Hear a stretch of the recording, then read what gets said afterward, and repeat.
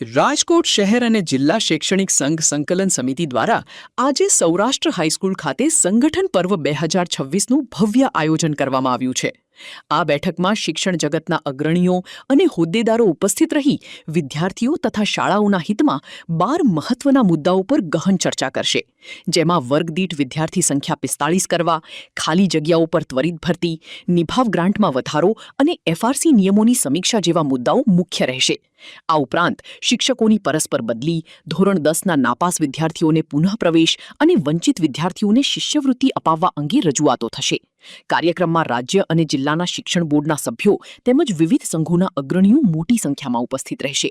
શૈક્ષણિક સંઘ સંકલન સમિતિના સભ્યોએ અબ તક મીડિયા સાથે મુલાકાત લઈ વિશેષ માહિતી આપી હતી। ભાનુપ્રસાદ પટેલ, પ્રમુખ,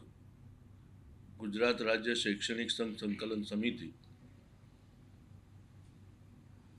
આ અમારી ગુજરાત રાજ્ય શૈક્ષણિક સંકલન સમિતિ એ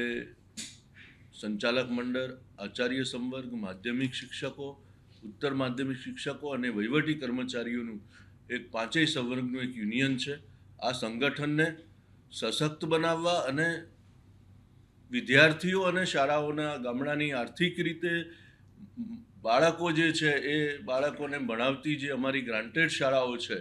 એ શાળાઓને સુવિધાઓ અને એ બાળકોનું હિત કેવી રીતે સચવાય એના સંદર્ભમાં અમે આખા રાજ્યમાં જિલ્લા કક્ષાએ સંગઠન પર્વ ઉજવવાનું એ 18 જુલાઈથી નક્કી કર્યું। આજે રાજકોટ ખાતે સૌરાષ્ટ્ર હાઈસ્કૂલમાં બપોરે 2 વાગે રાજકોટ ગ્રામ્ય જિલ્લો અને રાજકોટ શહેરના બધા જ સંવર્ગના હોદ્દેદારો આ સંગઠન પર્વની ઉજવણી કરશે। આ સંગઠન પર્વમાં સંગઠન અમારું સશક્ત બને, અમારા સંગઠનના સૌ સભ્યો એક પારિવારિક ભાવનાથી ખૂબ નજીકથી જોડાય અને વિદ્યાર્થીઓના હિતમાં, શાળાઓના હિતમાં જે પ્રશ્નો છે એ પ્રશ્નોનો જલ્દીથી ઉકેલ થાય એના સંદર્ભમાં આ સંગઠન પર્વ અમે રાજકોટ ખાતે આજે જિલ્લાનું સંગઠન પર્વ ઉજવી રહ્યા છીએ। જે ગરીબ વિદ્યાર્થીઓ ગામડામાં જે અમારી ગ્રાન્ટેડ શાળામાં ભણે છે એ બાળકોના હિતમાં એ બાળકોને એ ટેકનોલોજીનો લાભ મળે, એ બાળકોને શિષ્યવૃત્તિનો લાભ મળે અને એ બાળકોના હિતમાં જે કંઈ સરકારે પોતાની જવાબદારી છે એ નિભાવવાની થાય એના સંદર્ભમાં અમે આ બધા જ સંગઠનો ભેગા થઈને આજે ચર્ચા કરીશું।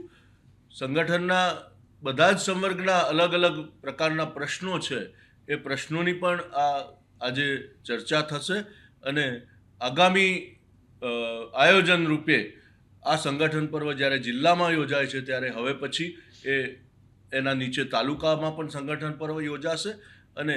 1 લાખ કરતાં સંચાલકો સહિત 1 લાખ કરતાં વધુ કર્મચારીઓનું આ સંગઠન જે છે એ સંગઠન સશક્ત અને મજબૂત થાય અને ગામડાની ગ્રાન્ટેડ શાળાઓ, સેલ્ફ ફાઇનાન્સ શાળાઓ, આ બધી જ શાળાઓને ભૌતિક સુવિધાઓથી સુદૃઢ બનાવીને આવતા ભવિષ્યમાં શિક્ષણના national education policy, drop out, આ બધા જ પ્રશ્નોમાં અમારું સંગઠન મદદરૂપ થઈને એક ગુજરાતના શિક્ષણને ઊંચા સ્તરે કેવી રીતે લઈ જવાય એ સંદર્ભે અમે ચર્ચા કરીશું।